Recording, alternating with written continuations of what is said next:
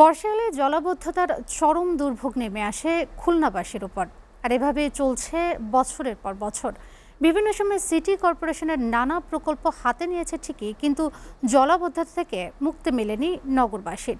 খুলনা নাগরিক কমিটির নেতারা বলেছেন, উন্নয়ন প্রকল্পের নামে এতদিন লুটপাট হয়েছে, তাই জলাবদ্ধতা নিরসনে কোনো কাজ হয়নি। খুলনা থেকে রকিবুল ইসলাম মতির প্রতিবেদন। খুলনা সিটি কর্পোরেশনের হিসাবে জলাবদ্ধতা নিরসনে 2019 সালে 823 কোটি টাকা ব্যয়ে প্রকল্প নেওয়া হয়। ওয়ালটন আবারও মিলিয়নিয়ার অফারে ওয়ালটন ফ্রিজ কিনে আপনিও হয়ে যেতে পারেন মিলিয়নিয়ার। প্রকল্পের মেয়াদ ছিল 2023 সাল পর্যন্ত। প্রকল্পের আওতায় নদীসহ 9টি খাল খনন, 8টি সুইচ গেট নির্মাণ, সুইচ গেট খাল খনন ও পাড় বাঁধাই, 62.94 কিলোমিটার প্রাইমারি নালা, 129.42 কিলোমিটার সেকেন্ডারি নালা, আউটলেট খনন ও পাড় বাঁধাই করা হবে। খালের সঙ্গে সংযোগ স্থাপনের জন্য 4.48 একর জমি অধিগ্রহণ, যানবাহন ও যন্ত্রপাতি কেনা, মঈন নদীর উপর 3টি ব্রিজ নির্মাণ করার কথা। এসব প্রকল্পের মেয়াদ শেষ হলেও শেষ হয়নি কাজ। এত উন্নয়ন প্রকল্প গ্রহণের পরও খুলনা জলাবদ্ধতার কারণ হিসেবে সংশ্লিষ্টরা বলছেন, কাজের ধীরগতি, পানি নিষ্কাশনের পথগুলো আবর্জনায় ভরাট হয়ে থাকা, ড্রেনেজ লাইনে নিয়মিত পরিষ্কারের উদ্যোগ না নেওয়ায় সামান্য বৃষ্টিতেই তলিয়ে যায় খুলনার বিভিন্ন রাস্তা।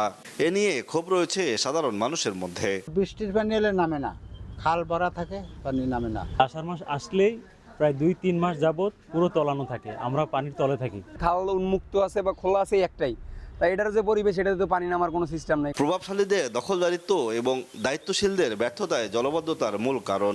শত শত কোটি টাকা খরচ করে জলাবদ্ধতা নিরসন প্রকল্প বাস্তবায়ন করা হলেও অপরিকল্পিত উন্নয়ন, খাল দখল করায় এই দুর্ভোগের পুনরাবৃত্তি ঘটেছে। এই সুযোগটা ঠিক মতন খোলেও না, আর পানি যেটাও যাবে এই ময়লার জন্য যাচ্ছে না। এই রাস্তার কাজটি শেষ হচ্ছে না, যার কারণে এই এলাকায় সুইচ গেটগুলো আমরা ছেড়ে দিতে পারছি না। খুলনা নাগরিক কমিটির এই নেতা বলছেন, উন্নয়ন প্রকল্পের নামে এতদিন লুটপাট চলছে। প্রকৃত অর্থে জলাবদ্ধতা নিরসনের জন্য কোনো কাজ তো হয় নাই, বরং এই প্রকল্প হওয়ার পরে জলাবদ্ধতা আরও বৃদ্ধি পেয়েছে। কেটিএ যেখানে সেখানে বাদ দিয়ে তারা ব্রিজ করছে, রাস্তা করছে। সিটি কর্পোরেশন বলছেন, জলাবদ্ধতার তিক্ত অভিজ্ঞতা থেকে মুক্তি পেতে নেওয়া হয়েছে কয়েকটি প্রকল্প। আমরা চেষ্টা করছি টেকনিক্যালি কিভাবে এটা মিনিমাইজ করা যায়।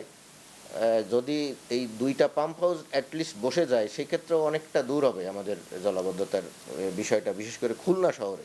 অতিবৃষ্টি মাথায় রেখে পরিকল্পনা অনুযায়ী পর্যাপ্ত ড্রেনেজ ব্যবস্থা সচল করার বিষয়ে জোর দেন নগরবিদরা। রকিবুল ইসলাম মতি, এসিটিভি, খুলনা।